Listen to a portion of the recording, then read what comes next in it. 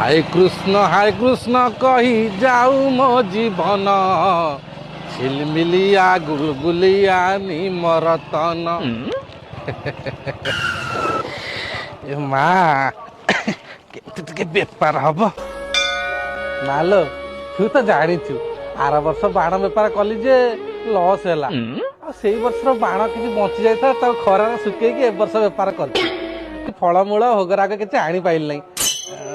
ହଁ ମୁଁ ଆଣିଛି ମା, ମୁଁ ବାଣ ଆଣିଛି ତୋ ପାଖରେ ଟିକେ ଅନୁକୂଳ କରିଦେଇ ଫୁଟେଇ ଦେଇ ଯିବି ଆଉ। ହଁ ମୁଁ ଆଣୁଛି ମାଲୋ ଏଇଠି ଅନୁକୂଳ କଲି।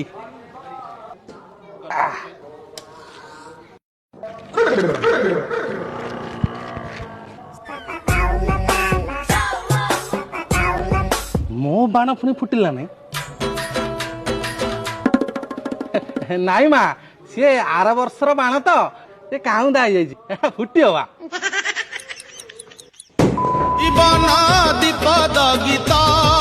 ମୁଁ କହୁନଥିଲି ଫୁଟିବ ବୋଲି। ସୁଖ ପଦେ ଯିବାନି।